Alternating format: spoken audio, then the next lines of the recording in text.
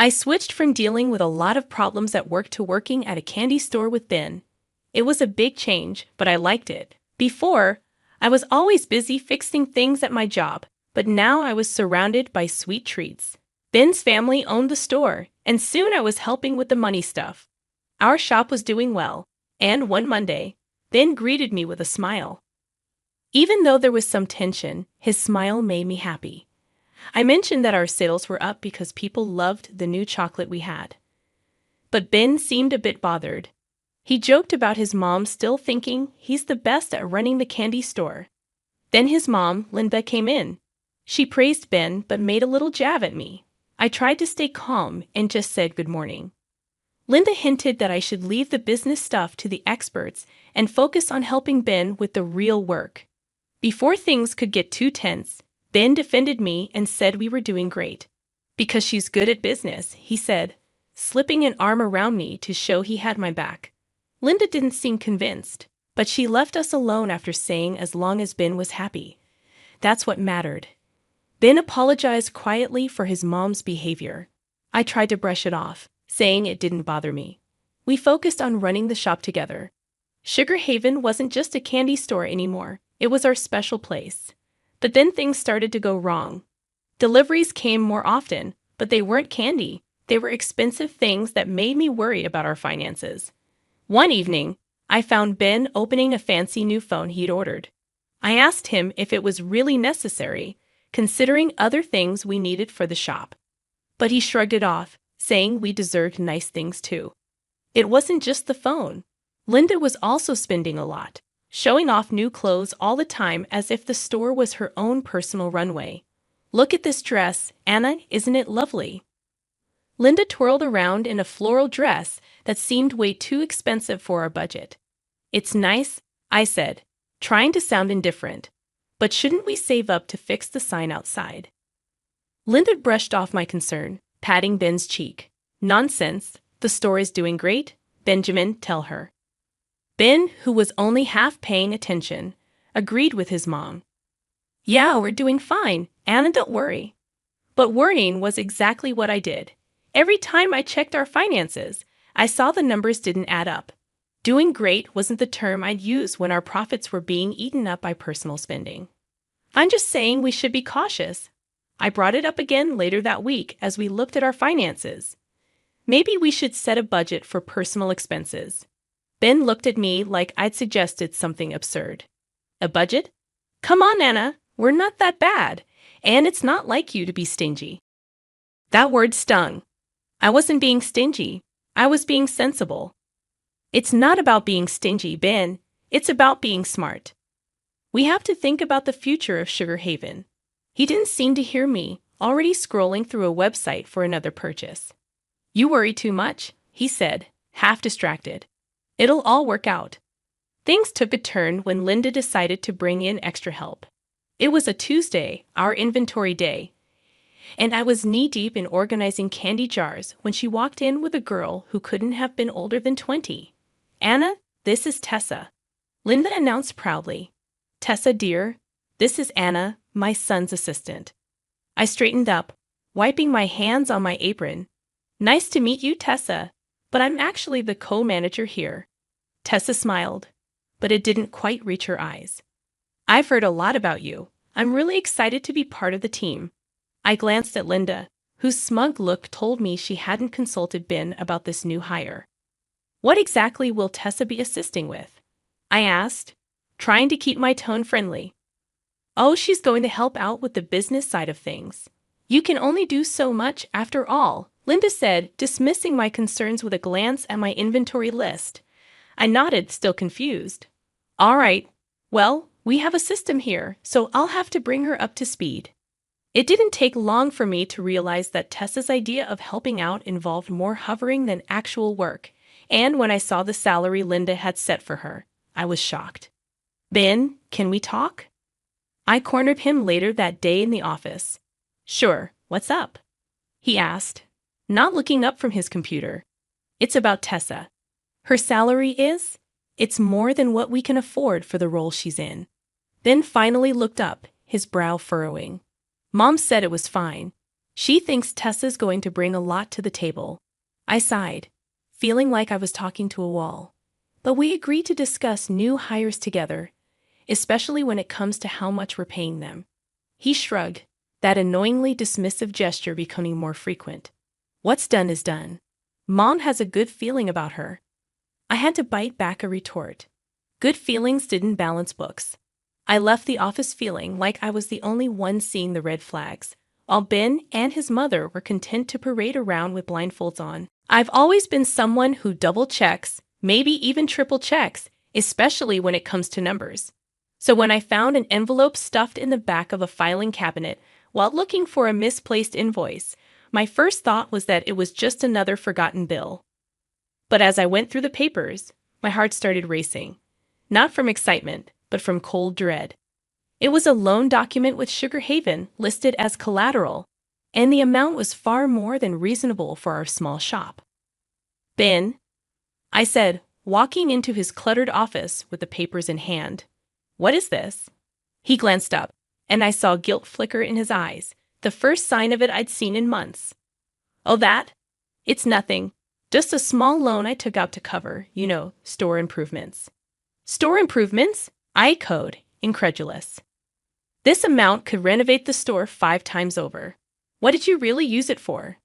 There was a pause, and I could tell he was choosing his words carefully. Okay, look, he started. I might have used some of it for the house. The one I've been working on for us. For us, I repeated sharply, disbelief in my voice. Or for your gadgets and whatever else you've been blowing money on? He stood up, his chair scraping back, a sound that grated on my patience.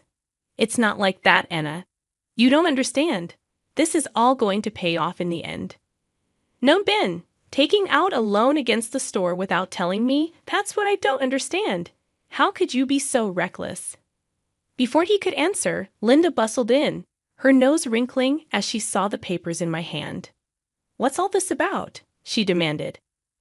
Ben tried to explain, but I cut him off, thrusting the loan papers at her. Did you know about this? She barely glanced at the documents before waving them off. Of course I did. Ben's just doing what's necessary for our future. And who are you to question him? You're just the help after all. The words stung, but they also ignited something inside me. Just the help? I said, my voice low but firm. I've been keeping the store afloat while you two have been treating it like your personal bank account. What's ungrateful is not recognizing the hard work someone's been putting into this business. What's foolish is risking everything for a house that we don't even need. I waited for them to say something, to defend themselves, but all they did was stare at me, caught in the act. I left the room then, the documents clutched in my hand like a verdict yet to be delivered. The kitchen table was never meant for business meetings, but that day it was surrounded by solemn faces, as if we were about to discuss matters of state instead of the confectionery. Ben cleared his throat, his eyes not quite meeting mine. We need to talk about the store's future. I sat down, folding my hands on the table. We already did that when I found the loan documents, I said firmly. Linda huffed from across the table, her arms crossed. We need to be realistic, Anna. The store isn't pulling in enough to cover the debts. We have to find money somewhere. There it was, the we that really meant me. I kept my voice steady. What do you suggest? Her eyes gleamed with a cold calculation. You have that inheritance from your parents. It could cover the debts and get the store back on its feet. I felt like I was listening to a stranger, not the woman whose son I had married. You want me to use my parents' money? The money they left for me, for my future? Ben finally spoke up. It's not like you're doing anything else with it. That money was meant for me, for my security, I said, disbelief clear in my voice. And what about our security? Linda shot back. You're part of this family now, aren't you? I looked between them, my heart sinking. I am. But it seems you only remember that when you need something from me. Ben shifted uncomfortably. It's not like that. But we're drowning here, Anna. So you expect me to just hand over my future, just like that? I asked. Linda leaned forward. If you care about this family, yes. I thought of the sacrifices I had made for the store, the long hours, the sleepless nights. If I do this, if I invest my inheritance, I want a third of the store. I want to be an official co-owner. The room fell silent. Then Linda laughed, a harsh sound that bounced off the walls. You, a co-owner? Don't be ridiculous. You're not business material. I stood up, my chair scraping loudly against the floor. Then you find another way to cover your debts, because my inheritance is not your emergency fund. Ben's face was unreadable, but Linda's was red with anger. You'd let this family business go under? I've tried to save it, I said, my voice quiet but firm. But I won't set myself on fire to keep you warm. I wasn't one for late-night visits to the shop, but something in my gut told me to go to Sugar Haven that evening. The place was dark, as expected, but the faint glow of a light from the back office wasn't. I pushed the door open, the familiar tinkle of the bell sounding almost ominous in the silence. The sweet scent of confectionery, which usually comforted me, now felt heavy, loaded with the scent of betrayal. As I walked towards the back, the murmurs from the office grew clearer, and then I saw them, through the partly open door. Ben, with his arms around the new assistant Tessa, who giggled at something he whispered in her ear. I pushed the door open fully, and they sprang apart, their expressions turning from shock to guilt within seconds. Anna, Ben stammered, straightening his shirt. What are you? It's not what it looks like. I crossed my arms, feeling a cold calm settle over me. Really? Because it looks like I just caught my husband with his arms around another woman. Tessa was smoothing her hair back, looking anywhere but at me. We were just going over inventory at midnight with the inventory in your arms, I said, my tone dry. Ben's eyes were pleading now. Anna, please, you're blowing this out of proportion. I laughed, short and humorless. Am I? Because from where I'm standing, it looks pretty clear to me. He took a step towards me, and I held up a hand. Save it, Ben. I don't know what's worse, the cheating or the pathetic lies. Tessa finally spoke up, her voice small. I'm sorry, Anna. I didn't mean for any of this to happen. I looked at her, really looked at her, young, naive, and caught in the web of a man who couldn't take responsibility for his actions. You should be. And you should also be looking for another job. Ben's protest was immediate. You can't fire her for this. I turned to him, my resolve steeling. I can, and I will. And I'll be looking for a good lawyer in the morning. His face paled. Anna, please, let's talk about this. There's nothing to talk about, I said, cutting him off. You've made your choices. Now you get to live with them. I didn't wait for his response. I walked out of there with my head held high, the sound of Ben calling after me fading into the background. The morning after I caught Ben was bright, a stark contrast to the mood in our home. I'd spent the night at my own place, the one I kept as a rental property. As I sat at the kitchen table, my phone buzzed with a message from Ben. I considered not even reading it. But curiosity got the better of me. It was a photo of a bank letter addressed to Ben, with the words "Final Notice, Immediate Repayment Required," standing out beneath it. He typed a message. We need to talk. This is serious. I typed back a simple, on my way, and got ready to face the music. When I arrived at the confectionery, Ben and Linda were already there, pacing like caged animals.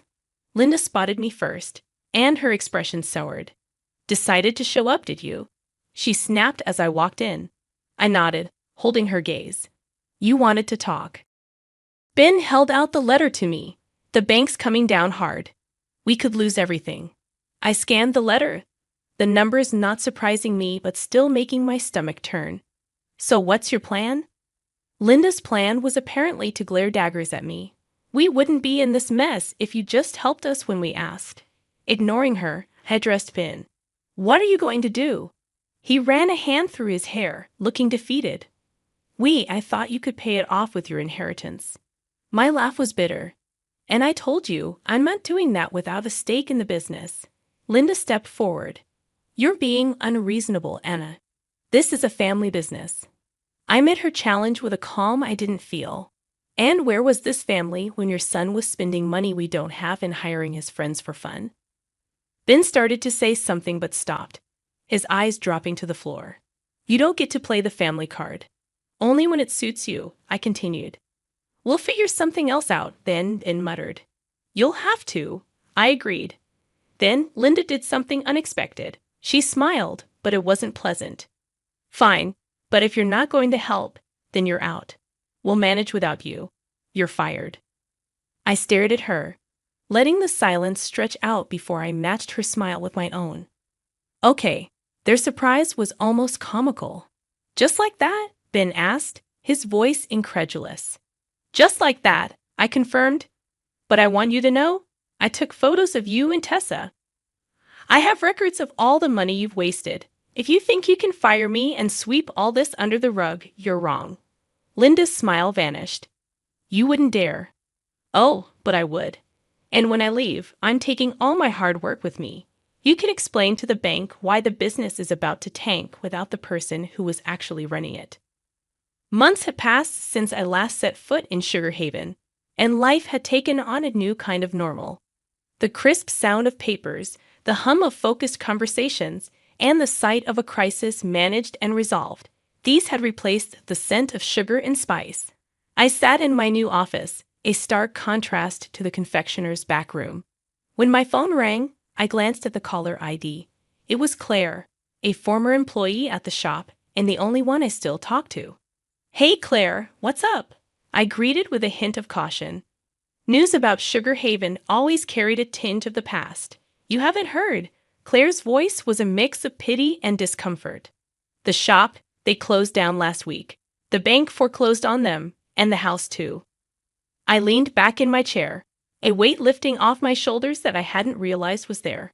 I see, and Ben and his mother. There was a pause. They're not doing great. Rumor has it they'd moved in with his aunt. No one's seen them much. I sighed, not quite sure how to feel. Thanks for letting me know, Claire. She hesitated before adding, Anna, everyone knows you were the heart of that place. It was never the same after you left. A small, sad smile touched my lips. I appreciate you saying that. How about you? Found a new job yet? Yeah, I'm working at a bakery downtown.